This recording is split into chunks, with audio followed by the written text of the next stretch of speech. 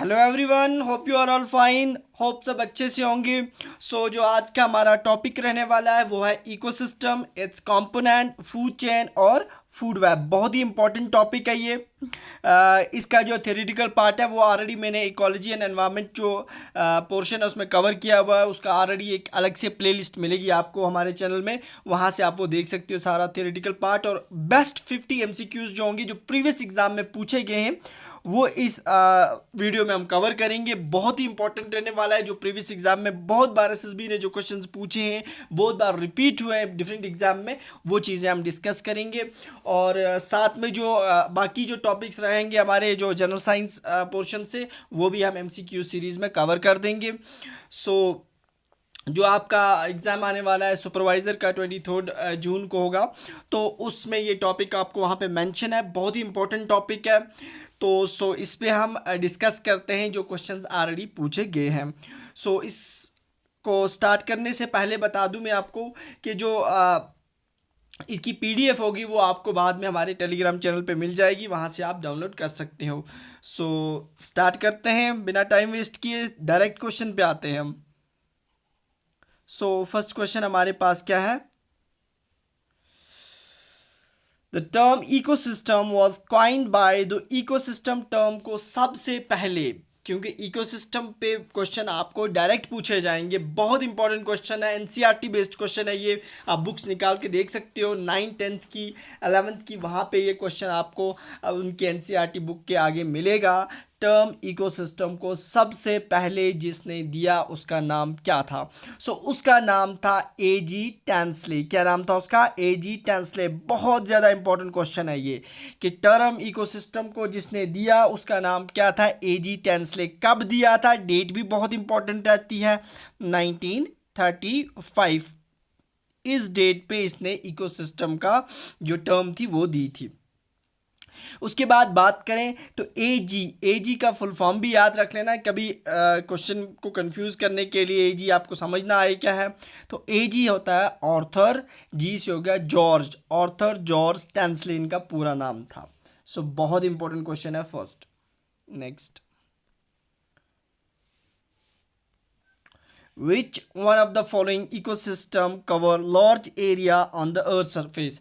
हमारी ज़मीन पे सबसे ज़्यादा डिफरेंट इकोसिस्टम्स होते हैं, जैसे डेजर्ट इकोसिस्टम है, फॉरेस्ट इकोसिस्टम है, इसी तरह से ग्रासलैंड इकोसिस्टम है। डिफरेंट इकोसिस्टम्स होते हैं हमारे पास।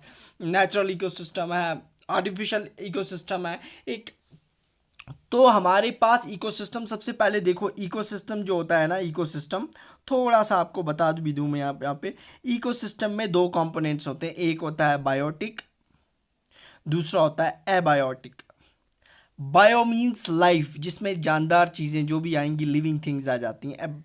ए मीन्स एब्सेंट, यानी वहाँ पे बायोटिक नहीं होता, जिसमें नॉन लिविंग आएंगी, जैसे सॉइल आ जाएगी, लैंड आ जाएगी, एयर आ जाएगी, इसी तरह से ह्यूमिडिटी, टेम्परेचर, ये सारी चीज़ें जो होंगी ये आ जाती हैं एबायोटिक कंपोनेंट्स। और बायोटिक में लिविंग ऑर्गेनिज्म सारे जो होते हैं आ जाते हैं। इन दोनों में जो इंटरेक्शन होता है उसे हम इकोसिस्टम बोलते हैं। अब इकोसिस्टम जो होता है हमारे पास, इनमें से कौन सा ऐसा इकोसिस्टम है जो हमारी अर्थ पे जिसका एरिया सबसे ज़्यादा है?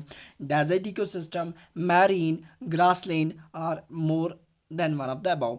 आंसर रहेगा सेकंड पार्ट, मैरीन इकोसिस्टम जो होता है वाटर। आप 70% अर्थ का जो है वाटर ही है, तो ये इकोसिस्टम दुनिया में हमारी अर्थ में सबसे बड़ा इकोसिस्टम माना जाता है।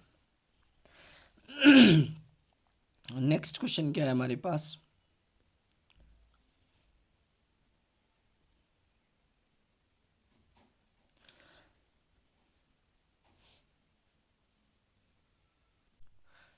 नेक्स्ट क्वेश्चन हमारे पास है, विच इकोसिस्टम हैज़ मैक्सिमम बायोमास? इनमें से कौन सा इकोसिस्टम है जिसमें बायोमास सबसे ज़्यादा होता है? बायोमास जो होता है, लिविंग मैटर जो होता है, वो सबसे ज़्यादा उसमें पाया जाता है। तो वो हमारे पास फॉरेस्ट इकोसिस्टम है, लेक इकोसिस्टम, पाउंड या ग्रासलैंड। इनमें से सबसे ज़्यादा बायोमास किस में होता है? वो होता है ग्रॉस इकोसिस्टम। जो ग्रॉस इकोसिस्टम है इसमें बायोमास सबसे ज़्यादा पाया जाता है। नेक्स्ट, मोस्ट इंपॉर्टेंट क्वेश्चन है ये, मोस्ट इंपॉर्टेंट, याद रखना, बहुत बार ये क्वेश्चन पूछा गया है। 10% energy transfer law food chain was given by, यानी 10%, यानी जब फूड चेन क्या होता है, फूड चेन क्या होता है जिसमें जैसे हमारे पास हम ग्रास की बात करेंगे, ये हमारे पास एक फूड चेन है ग्रास। ग्रास को कौन खा जाएगा, डेयर, ठीक है ना। डेयर को कौन खाता है, लाइना टाइगर। तो एक फूड चेन है, एक ट्रॉपिक लेवल से दूसरे ट्रॉपिक लेवल में एनर्जी जाती है, दूसरे से तीसरे में जाती है। तो जो एक ट्रॉपिक, सपोज ये ग्रास लैंड है, इसको ग्रास को कौन खाएगा, डेयर। तो कितनी ट्रांसफर होती है एनर्जी, 10%। इसी तरह से फिर डेयर को कौन खा जाएगा, लाइन, कितनी एनर्जी यहाँ से यहाँ ट्रांसफर होती है, 10%। इसी को बोलते हैं 10% लॉ ऑफ फूड चेन का। 10% लॉ जो होता है इसे किसने दिया था, कि एक ट्रॉपिक लेवल से जब दूसरे ट्रॉपिक लेवल में एनर्जी जाती है तो 10% एनर्जी चली जाती है, बाकी सारी डिफरेंट जगह डिस्ट्रीब्यूट हो जाती है। सिर्फ 10% एनर्जी होती है जो एक ट्रॉपिक लेवल से दूसरे ट्रॉपिक लेवल में चली जाती है। जैसे फूड चेन की बात करेंगे उसमें भी, जैसे घास को कौन खाता है, डेयर, 10% एनर्जी डेयर में चली जाएगी। डेयर को कौन खाएगा, लायन या टाइगर, उसमें चली जाएगी। This is called 10% law and that law was given by, किसने दिया था, उनका नाम बहुत इंपॉर्टेंट है, बहुत बार ये क्वेश्चन पूछा गया है, लिंडमैन लॉ। तभी इसे लिंडमैन लॉ बोलते हैं, जिसे एनर्जी ट्रांसफर लॉ भी कहा जाता है।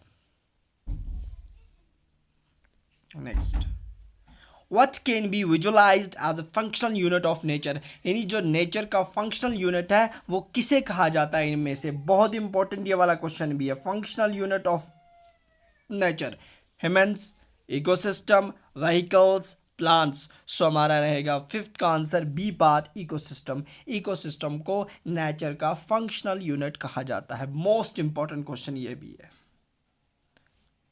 Next, What are the two basic categories of an ecosystem? Ecosystem की दो बेसिक कैटेगरीज कौन सी होती हैं, दो बेसिक मानी जाती हैं, aquatic terrestrial, aquatic forest, pounds lake, reverse forest. तो दो most important basic categories of ecosystem होती हैं, एक होता है एक्वाटिक और दूसरा होता है हमारे पास टेरेस्ट्रियल। सो ये पार्ट आएगा। एक्वाटिक क्या हुआ, जो पानी में रहते हैं, एक्वाटिक जो होता है वो पानी में रहते हैं, वाटर में। और टेरेस्ट्रियल वो इकोसिस्टम होता है जो लैंड पे होता है, जो ज़मीन पे होता है। Next, what is the characteristic of each type of ecosystem? Her ecosystem का एक कैरेक्टरिस्टिक होता है, वो कौन सा इनमें से कैरेक्टरिस्टिक है इकोसिस्टम का। देखो, इकोसिस्टम में मैंने आपको स्टार्टिंग में बोला दो कंपोनेंट्स होते हैं, एक होता है बायोटिक, बायोटिक मीन्स हो गया लिविंग, और दूसरा कंपोनेंट होता है जिसे एबायोटिक बोलते हैं, जिसमें नॉन लिविंग चीज़ें आ जाती हैं, लैंड आ जाता है, आयर आ जाती है, आपकी वाटर आ जाता है, ये सारी चीज़ें। इन दोनों में जो इंटरेक्शन होता है, लिविंग और नॉन लिविंग, लिविंग और नॉन लिविंग, इन दोनों के इंटरेक्शन को हम बोलते हैं, कौन सा बोलते हैं, वो एक कैरेक्टरिस्टिक होता है इकोसिस्टम। तो interaction between biotic and abiotic factors. So रहेगा B part. Next, what is then horizontal distribution of different species occupying the different level? horizontally एक species यहाँ पे है, दूसरी यहाँ पे है, तीसरी यहाँ पे, horizontally, vertical नहीं। जब horizontally species की distribution होगी, उस डिस्ट्रीब्यूशन को हम किस नाम से जानते हैं, तो उसे हम बोलते हैं जूनेशन। क्या बोलते हैं, जून। सपोज एक स्पीशी यहाँ पे है, इसी के साथ बगल में दूसरी स्पीशी है, तीसरी है, हॉरिजेंटली डिस्ट्रीब्यूशन हुई उन स्पीशीज़ की, उसे जूनेशन बोलते हैं। बहुत इंपॉर्टेंट है। स्ट्रैटिफिकेशन होगी जब वो वर्टिकल डिस्ट्रीब्यूशन होगी, ऐसे, इस तरह से, इस तरह से। Next, which ecological pyramid is always upright? हमने इकोलॉजिकल पैरामिड डिस्कस किए, मैंने थ्योरेटिकल पार्ट में सारे। पैरामिड ऑफ नंबर होता है, पैरामिड ऑफ बायोमास होता है, पैरामिड ऑफ एनर्जी होता है, इल्टोनियन पैरामिड्स इनको बोलते हैं, जिसने इसका कॉन्सेप्ट सबसे पहले दिया था। तो पैरामिड ऑफ अपराइट, बहुत बार ये क्वेश्चन, बहुत बार पूछा गया क्वेश्चन है, ये बहुत इंपॉर्टेंट है, बहुत बार रिपीट हुआ है डिफरेंट एग्जाम में। एनसीईआरटीज निकाल के देखो, वहाँ पे आपको ये क्वेश्चन मिलेगा कि कौन सा पैरामिड होता है जो हमेशा अपराइट होता है। अपराइट मतलब होता है इस तरह से, इन्वर्टेड नहीं होता है, अपराइट। तो वो पैरामिड ऑफ एनर्जी जो होता है वो हमेशा अपराइट होता है। बहुत इंपॉर्टेंट है, जिसकी एग्जांपल आपके पास मिलती है फॉरेस्ट इकोसिस्टम। वो पैरामिड ऑफ एनर्जी होता है फॉरेस्ट, जिसमें हम देखते हैं जो बेस पे कौन होते हैं, प्रोड्यूसर्स, यानी ग्रीन प्लांट्स आ जाते हैं, इसमें प्राइमरी कंज्यूमर्स, फिर टर्शरी कंज्यूमर्स। तो प्रोड्यूसर का नंबर ज़्यादा होता है, उसके बाद दूसरा इनमें एनर्जी बहुत ज़्यादा होती है। तो ये एग्जांपल आपको किस में मिलती है, पैरामिड ऑफ एनर्जी में। सो नेक्स्ट क्वेश्चन हमारे पास, what is the spatial pattern that occurs vertically. मैंने अभी बोला जैसे हॉरिजेंटली या वर्टिकली इस तरह से अरेंजमेंट होती है स्पीशीज़ की, तो उसे हम किस नाम से जानते हैं, याद रखना बहुत इंपॉर्टेंट है वो। तो उसे हम बोलते हैं स्ट्रैटिफिकेशन। सी पार्ट आएगा जब वर्टिकली अरेंजमेंट होगी तो उसे स्ट्रैटिफिकेशन बोलते हैं। Next question, in which of the following aspect do the components of the ecosystem are seen as a function of an unit। किस में जो components होते हैं इकोसिस्टम के, चाहे बायोटिक की बात करें बायोटिक की, उसे फंक्शन ऑफ यूनिट बोला जाता है। तो वो हम बोलते हैं प्रोडक्टिविटी में। प्रोडक्टिविटी में क्या बोलते हैं उसको, फंक्शन, यानी कितनी प्रोडक्टिव, कितना बायोमास पर यूनिट प्रोड्यूस हो रहा है, उसे प्रोडक्टिविटी बोलते हैं। ठीक है ना। Next, which of the following is N abiotic component of food. Pound, अभी मैंने बोला पाउंड के अंदर अबायोटिक कंपोनेंट कौन सा है, अबायोटिक मतलब नॉन लिविंग, जिसमें कोई जान नहीं होगी। तो पाउंड के अंदर कौन सा अबायोटिक कंपोनेंट होता है, क्या बैक्टीरिया होते हैं, लिविंग होते हैं, फंगे, वाटर, फिश। तो वो आपके पास 12 का आंसर रहेगा सी पार्ट, वाटर। क्योंकि वाटर क्या है, नॉन लिविंग है, अबायोटिक कंपोनेंट है, फंगे भी लिविंग है, फिश भी, बैक्टीरिया भी। सो आंसर रहेगा C part. Next, which of the following is an autotroph component of the compound. Pound के अंदर, तालाब के अंदर ऑटोट्रॉफ मैंने पहले डिस्कस किया। न्यूट्रिशन में ऑटो मतलब हो गया जो अपनी गुज़ा खुद बनाते हैं, जो अपनी फूड खुद तैयार करते हैं, उनको ऑटोट्रॉफ बोलते हैं। पाउंड के अंदर वो कौन सा कंपोनेंट है, फंगे है, फाइटोप्लैंक्टॉन्स हैं, वाटर है, फिश है। सो आंसर 13 का रहेगा बी पार्ट। फाइटोप्लैंक्टॉन्स वो ऐसे कंपोनेंट्स होते हैं पाउंड के अंदर जो लिविंग होते हैं, जो अपनी फूड को खुद तैयार करते हैं, जो ऑटोट्रॉफ कहते हैं। वो किस में होते हैं, आपको पाउंड में मिलते हैं, phytoplanktons. Which of the following is the consumer of pound ecosystem. जो आपका पाउंड इकोसिस्टम होता है तालाब, उसके अंदर कंज्यूमर कौन होता है, जो दूसरे पे डिपेंड होता है। प्रोड्यूसर्स होते हैं फाइटोप्लैंक्टन, तो कंज्यूमर कौन होता है, कंज्यूमर जो होता है 14 का डी पार्ट आएगा, जू प्लैंक्टन। देखो फाइटोप्लैंक्टन भी होते हैं पाउंड के अंदर, जो ऑटोट्रॉफ होते हैं, जो खुद अपनी गुज़ा बनाते हैं। तो इनको कौन खाता है, जू प्लैंक्टन, या जू प्लैंक्टन। ये भी किस में होते हैं, ये भी जो होते हैं पाउंड इकोसिस्टम में पाए जाते हैं। विच of the following is the decomposer of pound. इसी पाउंड इकोसिस्टम के अंदर डिकम्पोज कौन करता है, जो ब्रेक डाउन कौन करता है, तो ब्रेक डाउन वहाँ पे करता है फंगी। फंगी को डिकम्पोजर कहा जाता है पाउंड इकोसिस्टम का। नेक्स्ट क्वेश्चन हमारे पास है, द फाइटोप्लैंक्टन की बात करें, जू प्लैंक्टन, फंगी और the component of which ecosystem. अभी तीनों ऊपर डिस्कस किए कि ये किस इकोसिस्टम को आपको मिलते हैं। लैंड पे तो होते नहीं हैं, डेजर्ट में नहीं होते, टेरेस्ट्रियल, ये पानी के अंदर होते हैं, पाउंड के अंदर होते हैं ये पार्ट। फाइटोप्लैंक्टन्स जो ऑटोट्रॉफ होते हैं, जू प्लैंक्टन ये कंज्यूमर्स होते हैं, हेटरोट्रॉप्स होते हैं, फंगी ये डिकम्पोजर्स होते हैं। ये तीनों आपको किस इकोसिस्टम में मिलते हैं, पाउंड इकोसिस्टम में। What is the movement of the energy towards the higher tropic level and its distribution and loss as heat to the lower tropic level in the environment। उसे क्या, किस तरह की डायरेक्शन होती है।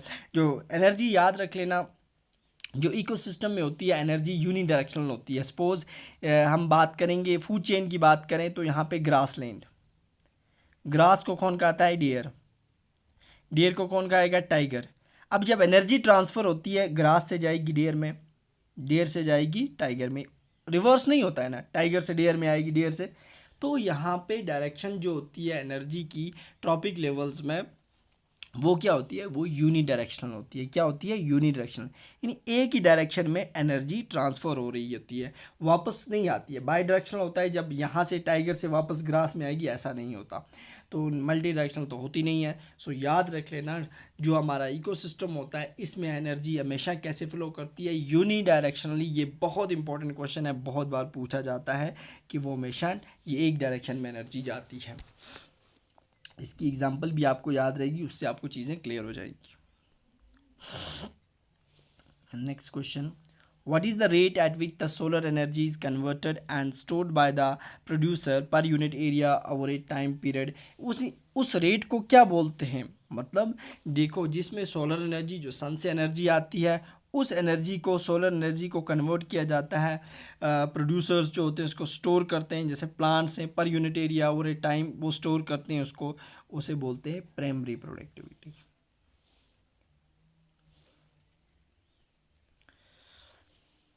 What is the rate of biomass production called? यानी एक biomass, कितना बायोमास प्रोड्यूस्ड हुआ पर यूनिट एरिया। बायोमास क्या होता है? Living matter. बायोमास प्रोड्यूस हो रहा है पर यूनिट एरिया, तो उसे हम क्या बोलते हैं? उसे बोलते हैं प्रोडक्टिविटी। ए पार्ट, तो 19 का क्या आएगा? ए पार्ट। कितना बायोमास? बायोमास हो गया लिविंग मैटर। प्लांट के अंदर कितना लिविंग मैटर प्रोड्यूस हो रहा है 1 घंटे में, 2 घंटे में, 1 साल में, उसे हम बोलते हैं प्रोडक्टिविटी। डिकम्पोजिशन तो बोलते नहीं है, फोटोसिंथेसिस नहीं बोलते हैं, रिस्पायरेशन नहीं बोलते हैं। So next question, which of the following contributes to the highest rate of primary productivity? सबसे ज़्यादा प्राइमरी प्रोडक्टिविटी कहाँ पे होती है, कौन प्रोड्यूस करते हैं? सो वो करते हैं ग्रासलैंड्स, जो ग्रीन प्लांट्स, ग्रासलैंड्स होते हैं, ये सबसे ज़्यादा प्रोडक्टिविटी प्रोड्यूस करते हैं इनमें से। ये बहुत इंपॉर्टेंट क्वेश्चन है, प्राइमरी प्रोडक्टिविटी सबसे ज़्यादा biomass per unit. Which organism is said to be the farmer's friend? इनमें से किसको फार्मर का फ्रेंड कहा जाता है? एक किसान का दोस्त होता है वो, यानी वो वो फर्टिलिटी ऑफ द सॉइल को इंक्रीज करने में बहुत इंपॉर्टेंट रोल प्ले करता है। रैट, अर्थवॉर्म, बैट, लेपर्ड, वो होता है अर्थवॉर्म, जो ज़मीन के अंदर वो कीड़ा होता है, वो सॉइल की फर्टिलिटी इंक्रीज करता है, तभी उसे फार्मर्स फ्रेंड कहा जाता है। Next, which are the organisms called those who are responsible for the breakdown of the complex matter into inorganic substance? जिसमें complex organic matter होता है उसको तोड़ के inorganic substance convert करते हैं, उन organisms को क्या बोलते हैं?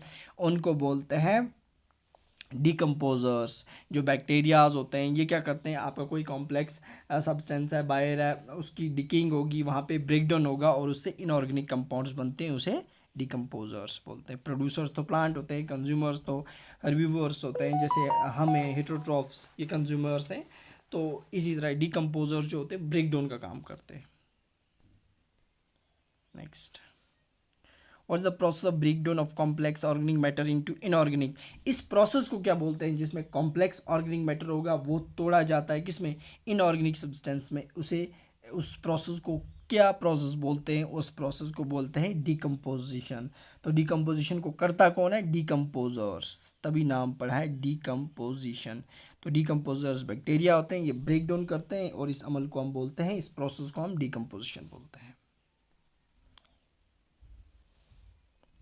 What is the percolation of soluble substance formed due to decomposition is called? percolation हो गया, जो भी डिफरेंट न्यूट्रेंट्स होते हैं सॉइल के ऊपर, उनका नीचे ज़मीन में जज़ब हो जाना, उस प्रोसेस को क्या बोलते हैं? उस प्रोसेस को बोलते हैं लीचिंग। लीचिंग क्या होता है? न्यूट्रिएंट्स, जो भी हमारे पास सॉल्युबल सब्सटेंस होते हैं वो ज़मीन के अंदर जज़ब हो जाते हैं, न्यूट्रिएंट्स वगैरह पेरकुलेट हो जाते हैं, और उस प्रोसेस को हम बोलते हैं लीचिंग। ये बहुत इंपॉर्टेंट है क्वेश्चन भी। नेक्स्ट, एंड फूड वेब जो होता है, देखो फूड चेन हमने पढ़ा, इसमें यूनिडायरेक्शनल फ्लो होता है ना फूड वेब में। अब फूड वेब क्या होता है? कुछ नहीं होता है, फूड चेन को जब इंटरकनेक्टेड बहुत सारे फूड चेन मिलते हैं ना, उसे फूड वेब बोलते हैं। तो जैसे हमारे पास ये था ग्रास, ग्रास को खा रहा था कौन? डियर, डियर को कौन खा रहा था? लॉयन। इसी तरह ग्रास को खाएगा ग्रास सुपर, ग्रास सुपर को डिफरेंट और कोई जानवर, इस तरह से। तो इंटरकनेक्टेड बहुत सारे फूड चेन मिलते हैं तो फूड वेब बन जाता है, ठीक है ना। तो फूड वेब के अंदर जो हिनाज होते हैं और वुल्चर्स होते हैं, इन दोनों को एक नाम से जाना जाता है। ये जो मर जाते हैं ऑर्गेनिज्म, उनको खाते हैं वुल्चर्स, हिनाज, उनको हम स्कैवेंजर्स बोलते हैं। क्या बोलते हैं? स्कैवेंजर्स। Third part. तो टॉप बेस्ट 50 MCQs में हमने पार्ट फर्स्ट में 25 डिस्कस किए। नेक्स्ट पार्ट में हम 25 डिस्कस करेंगे ताकि वीडियो भी ज़्यादा लंबी ना हो और चीज़ें भी आपकी क्लियर हो जाएं। यहाँ से इससे ज़्यादा क्वेश्चन आपको नहीं पूछेगा। जब पेपर आएगा निकाल के देखना, टॉप बेस्ट 50 MCQ में आपको एक या दो क्वेश्चंस आपके एग्ज़ाम में देखने को मिलेंगे। सो मिलते हैं कल। ओके, अल्लाह हाफिज़, थैंक यू।